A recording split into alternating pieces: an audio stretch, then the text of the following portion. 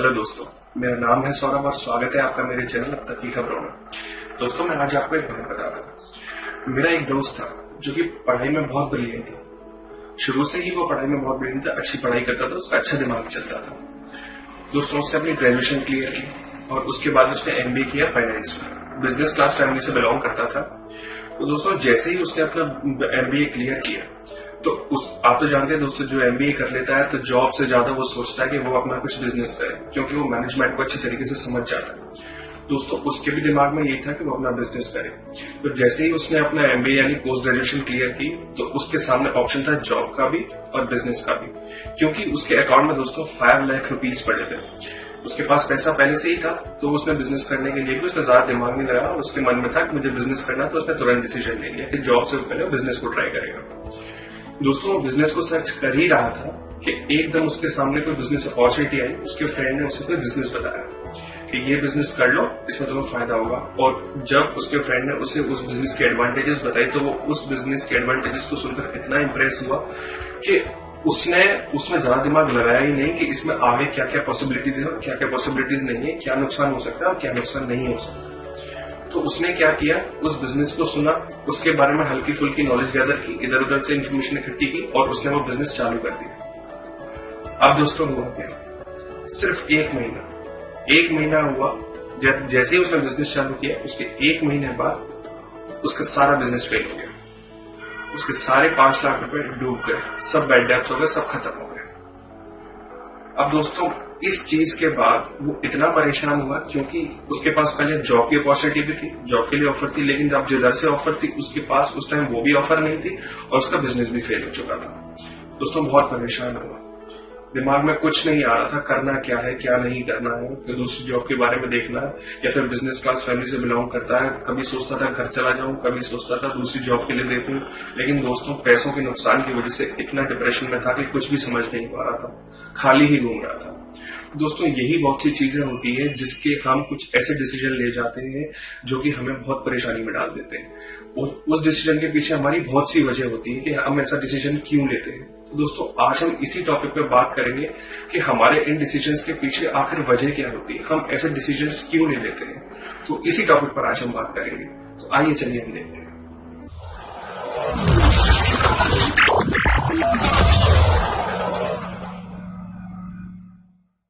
Hello दोस्तों, हम कोई भी डिसीजन लेते हैं तो डिसीजन में हमारी एक चीज बहुत कॉमन होती है, हमारे सामने आता है या तो ले या ना ले, यानी हाँ या ना।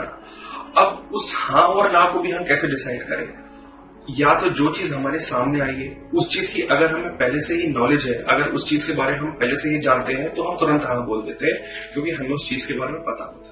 और अगर हमें उस चीज के बारे में नहीं पता होता है तभी वो सिचुएशन क्रिएट होती है हाँ और ना वाली, यानी कंफ्यूजन की सिचुएशन क्रिएट होती है हमारे बीच कि हम उस डिसीजन को ले या ना ले। और दोस्तों, ऐसी सिचुएशन में कभी हम हाँ भी बोल देते हैं और कभी हम ना बोल देते हैं। ना बोलते हैं तो ठीक है, और दोस्तों हाँ भी बोल देते हैं बिना नॉलेज के, तो दोस्तों ये हमारे लिए बहुत दुखदायी साबित होती है। दोस्तों ऐसी स्थिति में क्या करना चाहिए, क्योंकि बहुत सी चीजें हमारे आगे जिंदगी में ऐसी आ जाती हैं जब हम इतनी बुरी तरह फंस जाते हैं जिसका हमारे पास कोई रास्ता नहीं होता, या तो हमें वो डिसीजन लेने भी पड़ते हैं, लेकिन अगर हमें उसकी नॉलेज नहीं है तो हम क्या करें। और अगर हम उसके लिए डिसीजन को ले लेते हैं जब हमें नॉलेज नहीं है तो वो हमें बहुत परेशानी में फंसा देते हैं। तो ऐसी सिचुएशन में, ऐसी कंफ्यूजन में हम क्या करें।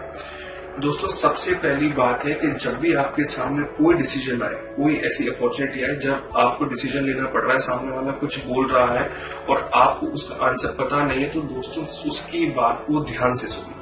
वो कह क्या रहा है उसकी बात को समझने की कोशिश करें, सिचुएशन पर गौर करें, उसके बाद ही अपना आंसर दें। अगर आप अपनी सिचुएशन पर गौर करेंगे, उसकी बात को ध्यान से सुनेंगे, तो आप सही डिसीजन जरूर ले पाएंगे, आप और ना की स्थिति में नहीं अटकेंगे।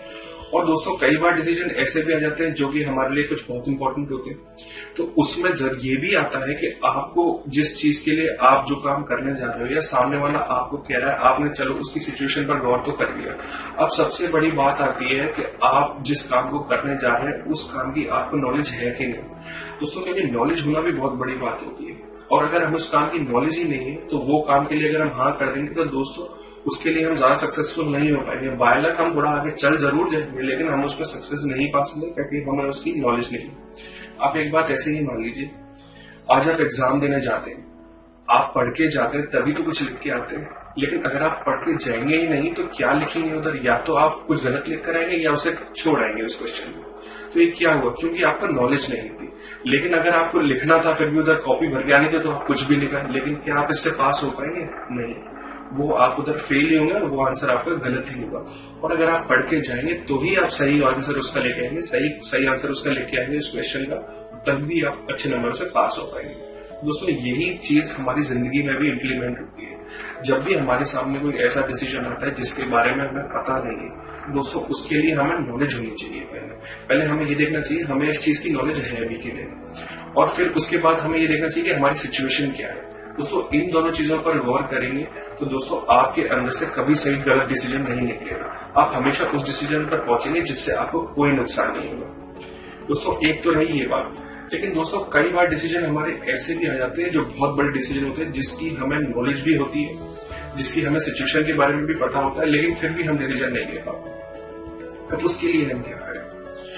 तो उसके लिए सबसे बड़ी चीज है कि जैसे ही जो चीज आपके सामने आ रही है और उस डिसीजन के लिए आप फिर भी कंफ्यूज है कि हाँ इसको करें कि नहीं करें, आप कंफ्यूज है, आप मान लीजिए आपको उसकी नॉलेज भी है, फिर भी क्या करें? फिर भी आपको कंफ्यूजन हो रहा है। तो दोस्तों उस कंफ्यूजन के लिए सबसे पहले आप थोड़ा सा टाइम निकालें और सिर्फ 20 मिनट, ज्यादा नहीं। ये जो चीज मैं आज आपको बता रहा हूँ इसे करके जरूर देखिएगा, क्योंकि ये जरूर आपको फायदा देंगे आपकी जिंदगी में हमेशा और हर डिसीजन पर। आप क्या करें?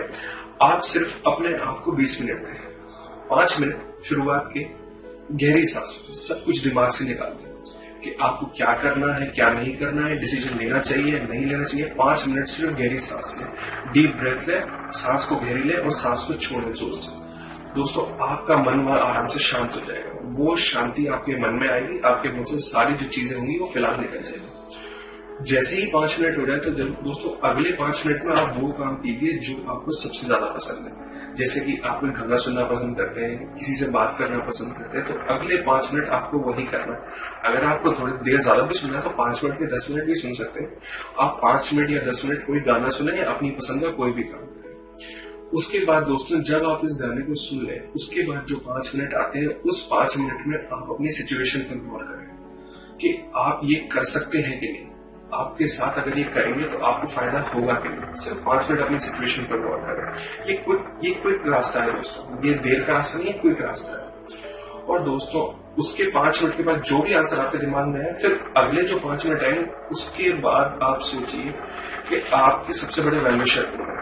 ऑब्वियसली दोस्तों हमारे सबसे बड़े वेलविशर हमारे पेरेंट्स होते हैं, हमारे माँ बाप होते हैं। उनके बारे में सोचिए कि अगर आप यही बात उनसे पूछते तो वो आपको क्या जवाब देते, वो इस बारे में क्या बोलते कि आपको क्या डिसीजन लेना चाहिए।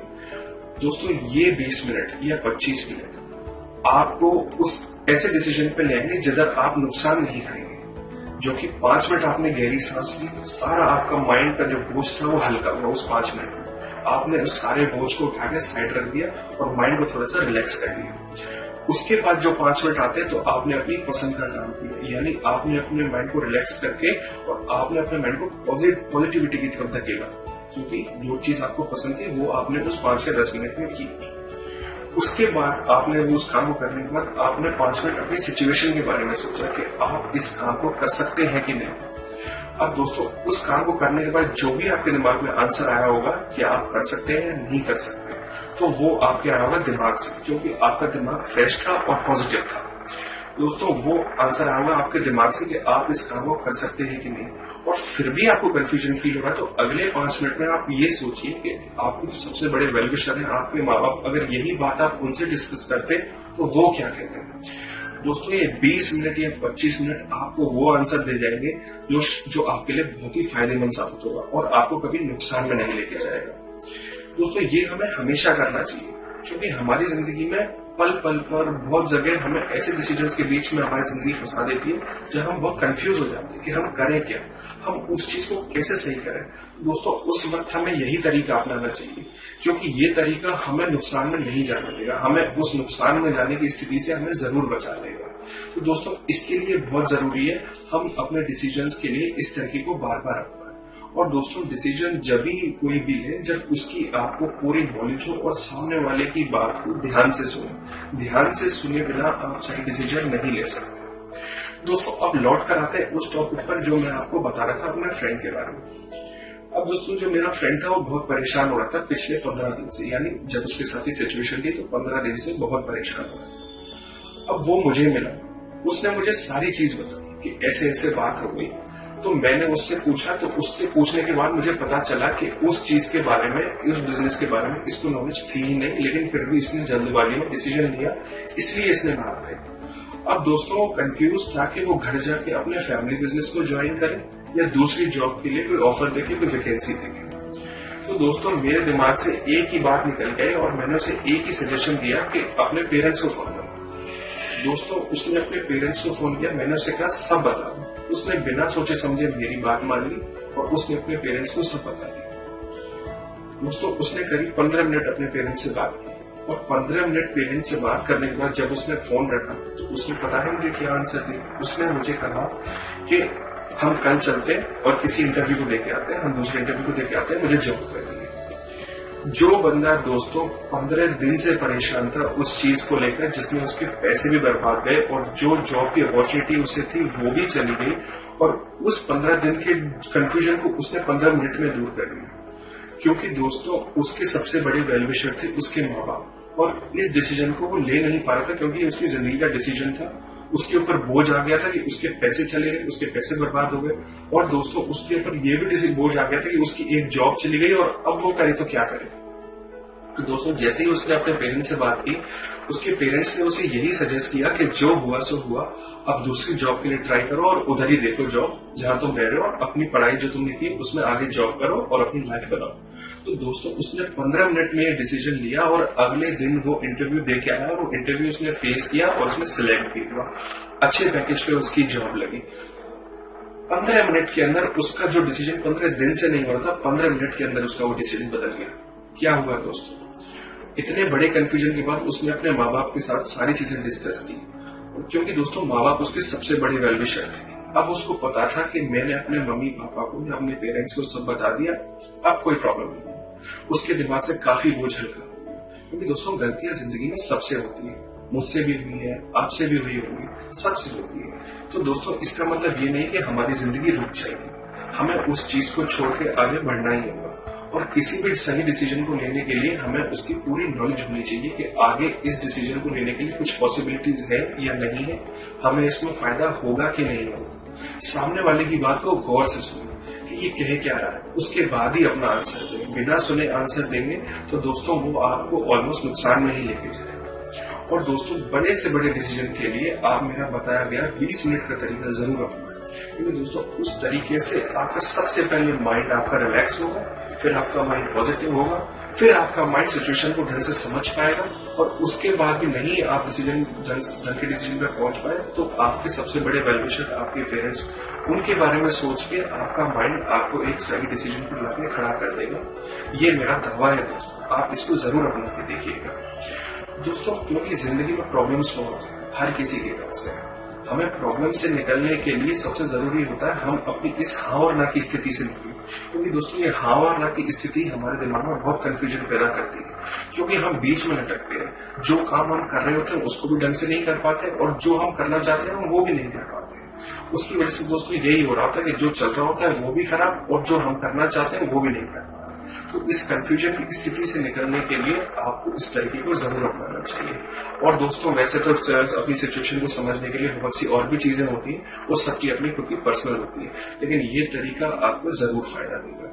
ये दोस्तों आपको तरीका आपकी जिंदगी में जरूर फायदा देगा। तो दोस्तों ये थी मेरी आज की वीडियो, ये थी मेरी आज एक मोटिवेशनल टॉपिक के बारे में आपको जानकारी। दोस्तों ऐसे ही टॉपिक्स लेकर हम आपके बीच हमेशा आते रहेंगे, हम आपके बीच वीडियो बनाकर हमेशा लाते रहेंगे।